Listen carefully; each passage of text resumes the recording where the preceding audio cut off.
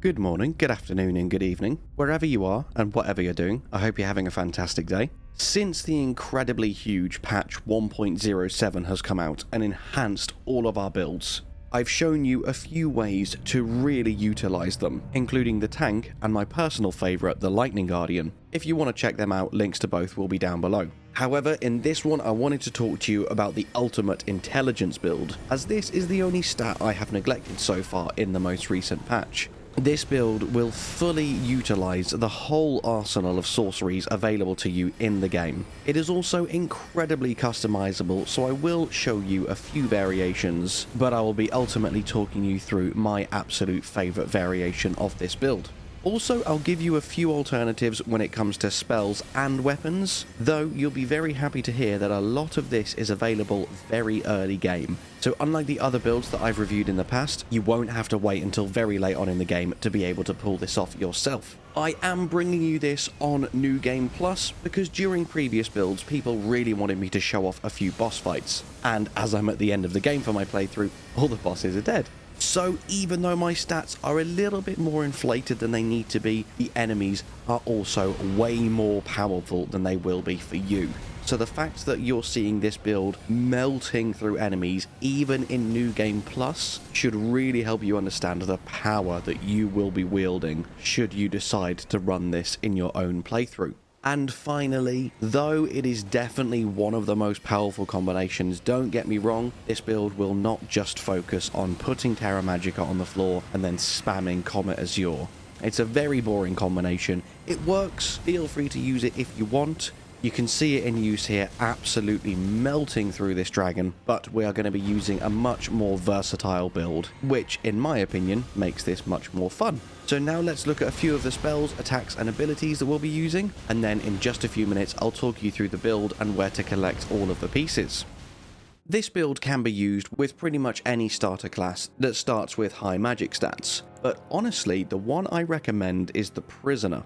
And that's not because of their stats, that's because they start with the magic Glint Blade, which can be the strongest spell in the game when you're purely looking at damage versus FP cost. The FP for this spell is so ridiculously cheap, and because it has that really delayed animation before it actually releases and does damage, the reward is so significant. In a few of these fights, you will see one tiny little magic glint blade that costs like 15 FP or something stupid, doing over 1,000 damage.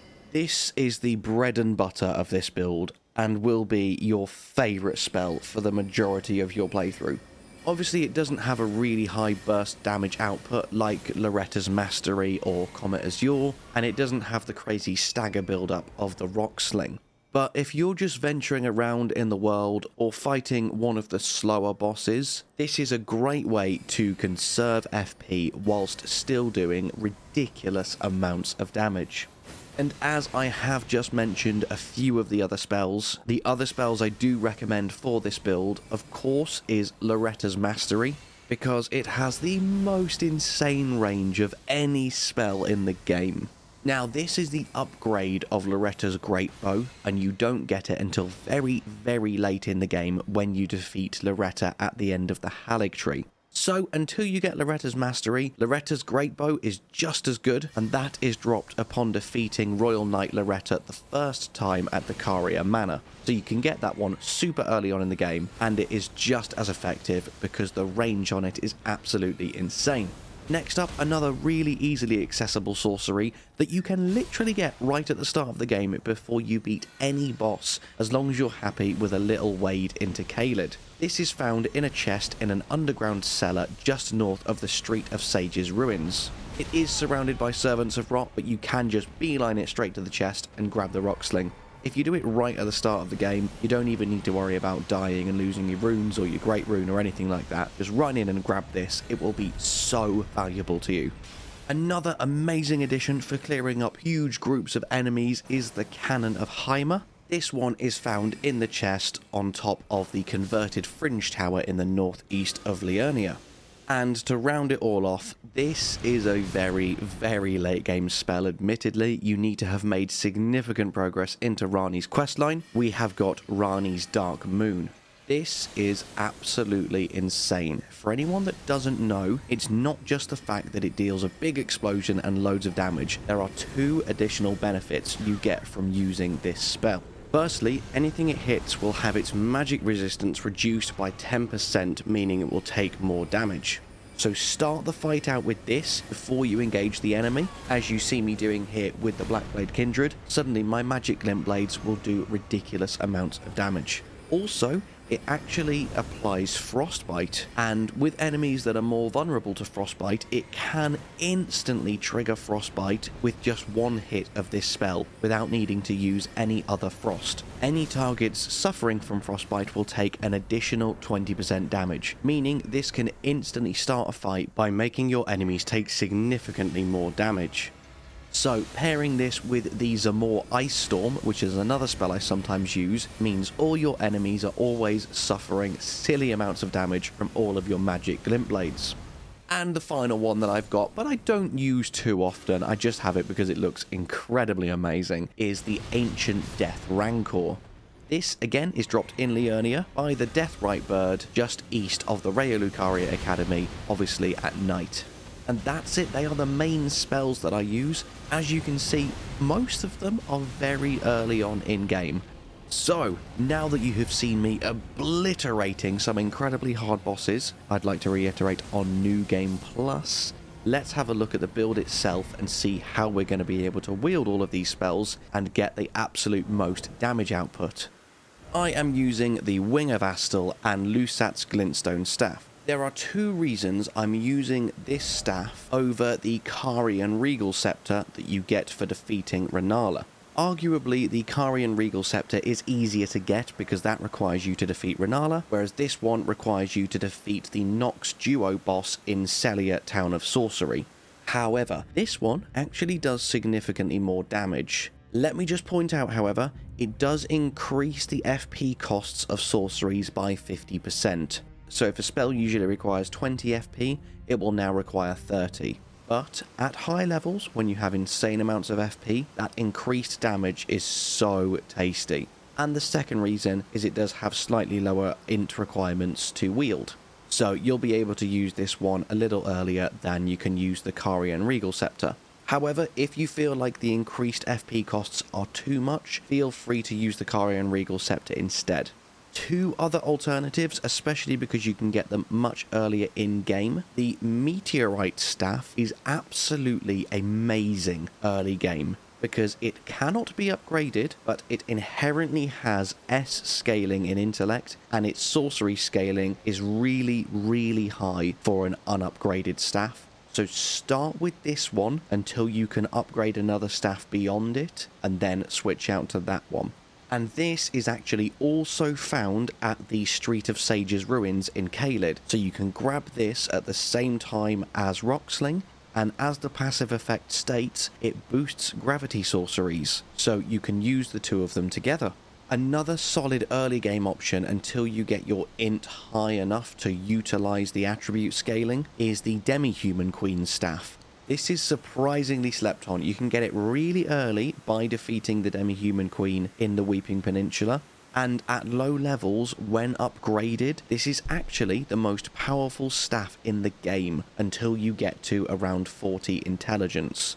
Unupgraded, the Meteorite Staff surpasses it, but if you manage to upgrade this quite high with smithing stones, this is another viable option. So there's 4 different staffs that you can chop and change depending on how late game your build is.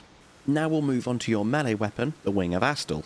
There really isn't a replacement for this, it is just so good for a pure intelligence build. However, you do get it very late on in the game, so 2 alternatives if you do specifically want an intelligence weapon. Firstly, you've got the Sword of Night and Flame that you can get in the Caria Manor. Yes, that one does require fairly high faith stats as well, but if you're following this build perfectly, you will have enough faith to be able to wield it. But probably better than that, because it is just an amazing weapon and has higher intellect scaling, is going to be the Moonveil Katana from defeating the Magma Worm at the Gale Tunnel in Caelid. Again, not super early game because you do have to defeat a Caelid boss, but all 3 of these weapons insanely good choices for an intellect build. That being said, if anyone has any other really early game recommendations for a melee intellect weapon, please let us know, because in my opinion, they're all trash. So I'd love to know what you use for the early game with your intellect builds. Now we'll move on to the armor sets, which is very straightforward. I have been using the Witch's Glintstone Crown, mainly for the fashion. I actually recommend the Karalos Glintstone Crown, because as you'll see, the Witch's Glintstone Crown reduces my stamina significantly to increase both intelligence and arcane. But you don't really need that much arcane with this build, so you can claim some of that stamina back and wear the Karalos Crown instead, which will just increase the intelligence. But definitely one of them two is my recommendation. The reason I wear the Witch's Crown is because I'm then also rocking the Azure armor, and I really like the green and green at the top half of the body. I'm then wearing the Gloves of Lusat's set to go with the Staff and the Wing of Astel, so I go from green to blue as you go down the body. I really like the look. The armor set purely for me is fashion souls, honestly. And then cloth trousers, just so that I've got a little bit more survivability when I'm staying in the light load. Now, you don't need to stay in the light equip load, so let's finally have a look at the talismans. The two that you absolutely want is the Radagon Icon and the Graven Mass Talisman, so that you cast spells quicker and they deal insane amounts of damage. The Graven Mass Talisman you can't get until crazy late on in the game. It's found in a chest on top of the Albinauric Rise in the Consecrated Snowfields. So, an alternative which is half as powerful is the Graven School Talisman, which you can find in the Raya Lucaria Academy. And since making this video, I've actually found out that they stack. The Graven School Talisman gives you a 4% damage increase, and the Graven Mass Talisman gives you 8%. You can wield them both at once for a 12% damage increase. I wish I hadn't sold the other one now, I did not know this at the time. And just to quickly loop back, the Radagon Icon is also found in the Raya Lucaria Academy. Now, let's look at the other two talismans that are a little bit more interchangeable. I really like to use the Stargazer Heirloom for the extra +5 intelligence. That's one that you can't access until you're quite far into Rani's questline and have the Karian inverted statue. And finally, I use the highest version currently available to me of the Erdtree's Favour talismans, just because having extra HP, stamina and equip load is always amazing. But these two can very easily be switched out. Personal recommendations include the Moon of Noxtella, so that you can wield even more spells at once, and any of the resistance/damage negation talismans, depending on the enemies that you're currently fighting, to give you a bit more survivability. Also, if you're planning on using purely charged spells, then the Godfrey icon is another really decent option. Some spells that do count as charged that may surprise you. Obviously, you've got the Comet Azure, but you also have the Cannon of Hymer, Loretta's Mastery, and Ancient Death Rancor, all of which I recommend to use for this build. So the Godfrey icon is a pretty solid option, to be fair.